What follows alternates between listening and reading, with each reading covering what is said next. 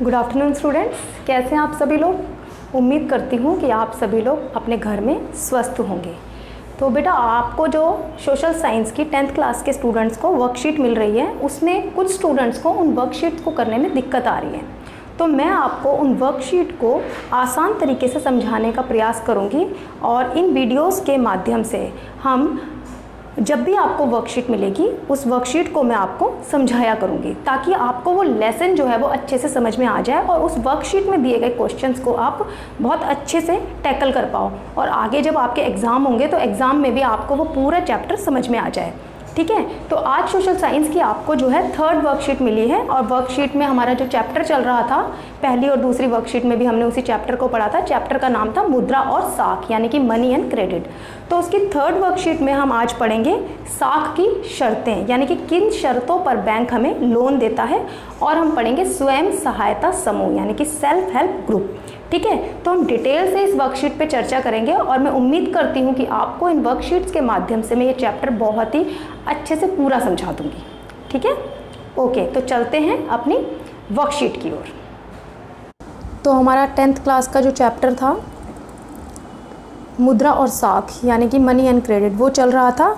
इसमें आपको सबसे पहले क्रेडिट को समझाया गया है, यानी कि साख क्या होता है। साख एक ऐसा समझौता है, यानी कि एक ऐसा एग्रीमेंट है जो दो लोगों के बीच में होता है। इसके तहत ऋणदाता उधारकर्ता को धनराशि, वस्तु एवं सेवाएं इस आश्वासन पर उधार देता है कि वे भविष्य में उसका भुगतान कर देगा। यानी कि अगर किसी व्यक्ति को कोई उधार चाहिए, पैसे चाहिए, तो वो उधारकर्ता से जो वो पैसे लेगा, यानी कि कोई वस्तु लेगा, तो वो उसको एश्योरेंस देता है कि वो भविष्य में उसका भुगतान कर देगा, यानी कि उसको पेमेंट कर देगा। यानी कि अगर मुझे कुछ पैसे चाहिए और मेरे को किसी से चाहिए, चाहे बैंक से चाहिए या किसी व्यक्ति से चाहिए, तो मैं उसको ये एश्योर करूँगी, आश्वासन दूंगी कि ये पैसे मैं आपको वापस कर दूंगी। तो अब इसके साथ क्या होता है कि क्रेडिट के कुछ टर्म्स होते हैं, यानी कि साख की कुछ शर्तें होती हैं कि अगर मुझे पैसे चाहिए तो मेरे को कुछ शर्तों का पालन करना पड़ेगा। मेरे को एग्रीमेंट में कुछ बातें होती हैं, तो कौन कौन सी ऐसी बातें होती हैं। तो पहला होता है, यहाँ पे जो टेबल बनी हुई है इसमें है ब्याज की दर, यानी कि मैं अगर पैसे ले रही हूँ, किसी से उधार ले रही हूँ, तो मुझे किस रेट ऑफ इंटरेस्ट पे वो पैसे मिलेंगे, ये मुझे भी पता होना चाहिए और जो मुझे पैसे दे रहा है उसको भी पता होना चाहिए कि मैं उसको जो पैसे वापस करूँगी वो कितने इंटरेस्ट ऑफ रेट से वापस करूँगी। क्यों? क्योंकि अगर मैंने किसी से पैसे लिए हैं तो वो कुछ ब्याज उस पर लेता है। ठीक है, तो उसे ब्याज की दर यानी कि रेट ऑफ इंटरेस्ट कहते हैं। दूसरा है समर्थक ऋण आधार, इसको प्रो डेबिट भी कहते हैं, यानी कि मैं उस पैसे के बदले में अपनी कौन सी चीज़ उसके पास रख रही हूँ। यानी कई बार क्या होता है कि जैसे हमें पैसे चाहिए, अगर हमको बैंक से लोन लेना है, तो मैं मकान लेने के लिए लोन ले रही हूँ, यानी कि घर लेने के लिए ले रही हूँ, तो मैं अपने घर के पेपर जो हैं वो बैंक के पास जमा करवा देती हूँ, जिससे कि वो समर्थक ऋण आधार का काम करता है। यानी कि मेरे पास कोई ऐसी चीज़ होनी चाहिए जो समर्थक ऋण आधार का काम करे कि उसके बदले में मैं ऋण ले सकूं। इसको दूसरे शब्दों में हम ये भी बोल देते हैं कि आपके पास गिरवी रखने के लिए क्या कुछ है। ठीक है, तो जैसे गांव में लोगों के पास पशु होते हैं, ज़मीन होती है, जेवर होते हैं, तो ये जो सारी चीज़ें होती हैं ये समर्थक ऋण आधार कहलाते हैं। तो अगला आता है आवश्यक दस्तावेज, यानी कि रिक्वायरमेंट ऑफ डॉक्यूमेंट, यानी कि आपके पास डॉक्यूमेंट भी होने चाहिए। बैंक जो है वो बिना डॉक्यूमेंट के आपको कोई भी ऋण नहीं देता है। और चौथा आपका आता है भुगतान की प्रक्रिया। भुगतान की प्रक्रिया यानी कि प्रोसेस ऑफ पेमेंट, यानी कि आप कैसे पैसे देंगे, यानी कि आप एक बार में पैसा वापस करेंगे, आप 6-6 महीने बाद पैसे वापस करेंगे, या आप 1-1 महीने बाद पैसे वापस करेंगे। तो ये भी भुगतान का जो प्रोसेस होता है ये भी साख की शर्तों यानी कि ऋण की शर्तों में आता है। अब देखो, साख जो है संपत्ति के रूप में, मतलब जो क्रेडिट एज एसेट जो है उसको देखा जाता है। यहाँ पे आपको 2 एग्जाम्पल दिए गए हैं कि यहाँ पे क्वेश्चन आपका ऐसे बनेगा कि साख जो है, यानी कि जो लोन आप लेते हैं, तो कई बार तो क्या है फ़ायदेमंद होता है और कई बार नुकसानदायक होता है। कई बार आपके लाइफ में लोन लेने का जो है पॉजिटिव फ़र्क पड़ता है आपके जीवन पर और कई बार नेगेटिव फ़र्क पड़ता है। तो यहाँ पे 2 एग्जाम्पल के माध्यम से हम इसको समझने की कोशिश करेंगे। तो चलिए पढ़ते हैं। त्योहारों के दौरान जूता निर्माता सलीम को 1 महीने के अंदर भारी मात्रा में जूता बनाने का आदेश मिलता है।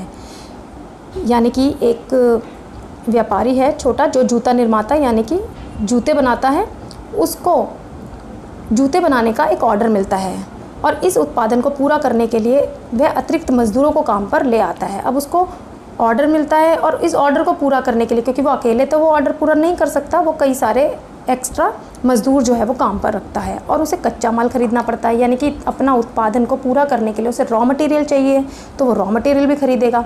तो वो क्या करता है कि आपूर्तिकर्ता यानी कि सप्लायर से तत्काल चमड़ा उपलब्ध कराने के लिए कहता है कि भाई उसको चमड़ा दे दीजिए, और उसको बाद में भुगतान करने का आश्वासन देता है, यानी कि वो उधार लेता है कि आप पहले हमें दीजिए या चमड़ा दे दीजिए और बाद में हम इसका भुगतान कर देंगे। उसके बाद वह व्यापारी से कुछ उधार भी लेता है।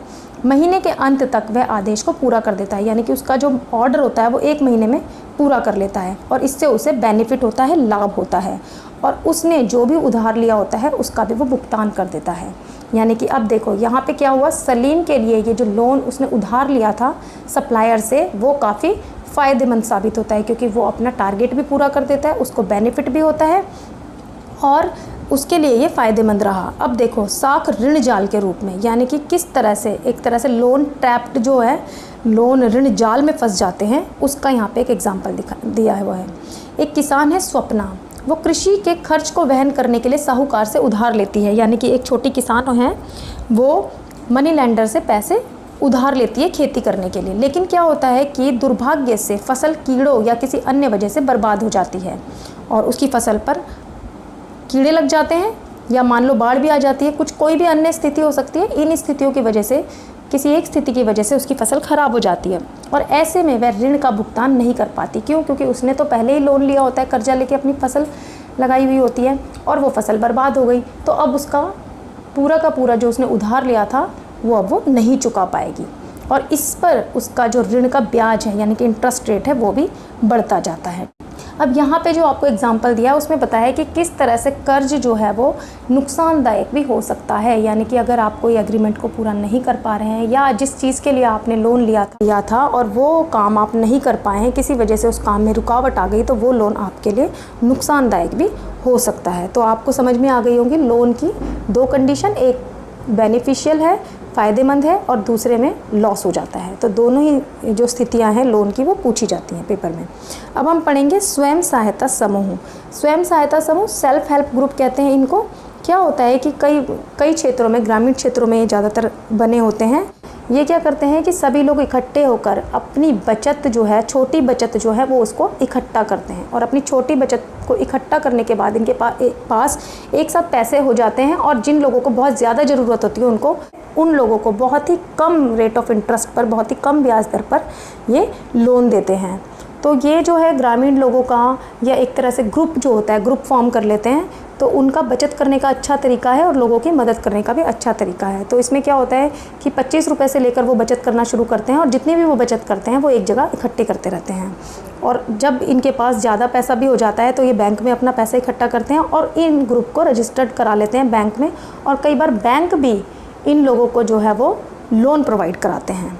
तो अब हम देख लेते हैं कि स्वयं सहायता समूह के क्या कार्य होते हैं। पहला कार्य कम ब्याज दर पर ऋण देना की, यानी कि ये अपने सदस्यों को कम रेट ऑफ इंटरेस्ट पर पैसा उधार देती है। फिर है बिना समर्थक ऋण आधार के ऋण देना, ये होंगे कोई भी चीज़ गिरवी रखने के लिए नहीं होगी तो भी ये जो है वो स्वयं सहायता समूह जो है वो अपने सदस्यों को ऋण दे देते।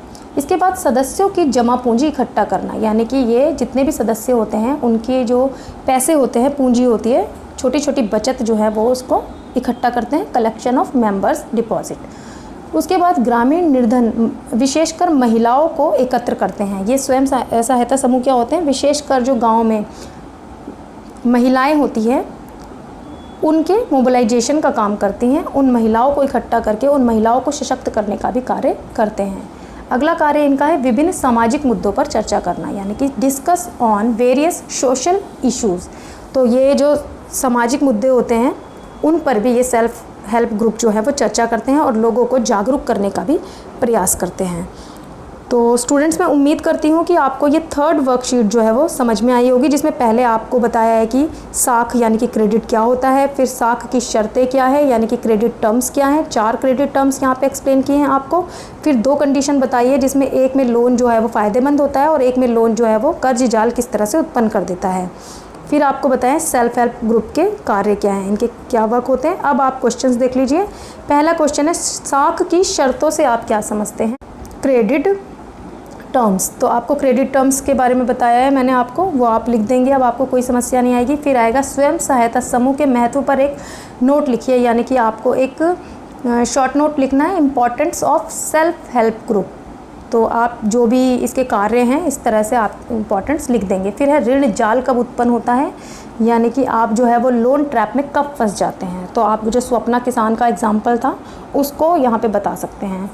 फोर्थ क्वेश्चन है सलीम के जीवन में साख ने सकारात्मक भूमिका निभाई, यानी कि जो सलीम ने जो लोन लिया था उसके लिए वो बेनिफिशियल रहा था और पॉजिटिव उसने इम्पैक्ट उसके लाइफ में किया था। तो इसी प्रकार आप भी अपने आसपास परिवार या संबंधियों के जीवन में साख की सकारात्मक भूमिका के कोई 2 अन्य उदाहरण दीजिए, यानी कि आपको बताना है कि आपके आसपास रिश्तेदारों ने कभी लोन लिया हो और वो लोन उनके लिए किस तरह से बेनिफिशियल रहा है, उसने पॉजिटिव भूमिका निभाई है।